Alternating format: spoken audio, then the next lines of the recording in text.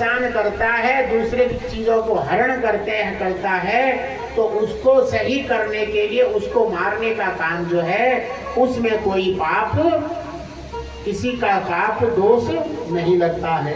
इस प्रकार भगवान भोलेनाथ जी से कहने, भगवान भोलेनाथ जो है प्रसन्न हुए, मन ही मन कहने लगे, हे देवताओं, यद्यपि मैं सम्राट हूं, मैं सभी देवों से जो है बड़ा हूं, पर जो तुमने उनको ब्रह्मदेव जो तुमने उनको दिया है कि सब एक अलग रथ होगा, और मेरे पास ऐसा कोई विचित्र रथ है नहीं, और धनुष बाण कहां से लाऊं, और मैं उनका वध एक बाण से, ऐसा कोई बाण बताओ। इस प्रकार कहा तो जो है सदाशिव जब देवताओं के मुख से सुना, देवताओं ने सुना भगवान भोलेनाथ जी के मुख से, तो सबके सब प्रसन्न हो गए, और उसी समय भगवान वहां से भोलेनाथ अंतर्ध्यान हो गए। तो महाराज उसी समय वहां पर मां जगदम्बा शक्ति आई, और सभी लोग जो है माता पार्वती की जय जयकार करने लगे। तो माता ने कहा कि कहिए देवताओं, यहाँ क्यों आए हो? तो सबके सब देवता चुप हो गए, और उसी समय जो है देवी बोली, हे श्रेष्ठ देवताओं, आप जो है, जो माता बहुत प्रकार से आभूषणों से सुसज्जित थी, और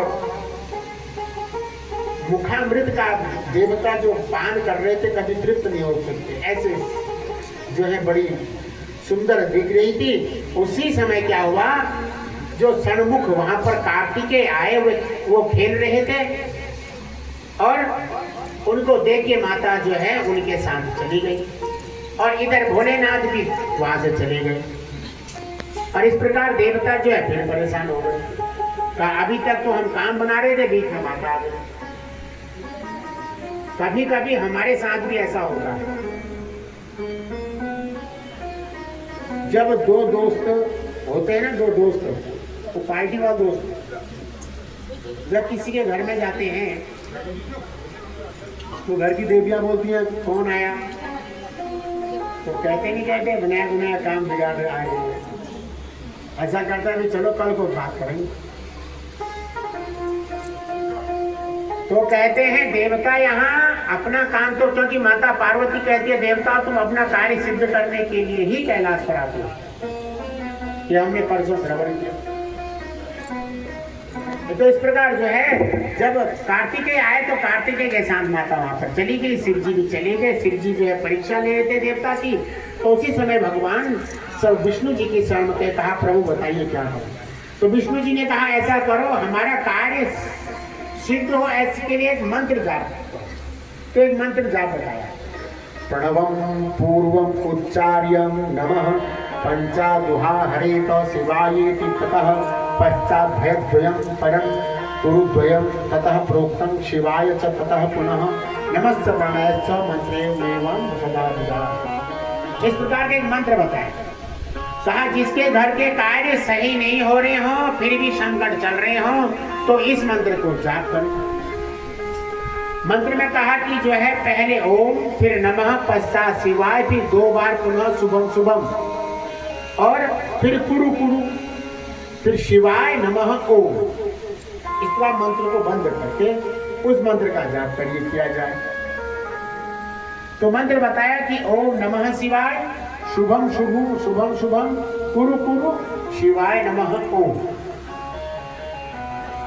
इस प्रकार का मंत्र बताया देवताओं ने, और कहा देवताओं 1 करोड़ मंत्र का जाप करो तो भगवान भोलेनाथ प्रसन्न हो जाएंगे।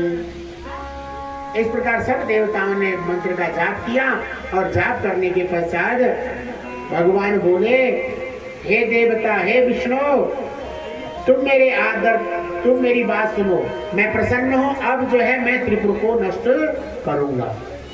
और इसलिए रथम च सारथिं दिव्यम कारमुकम सर्वोत्तमम पूर्वम अंगीकृतम सर्वोपायम दशरितम।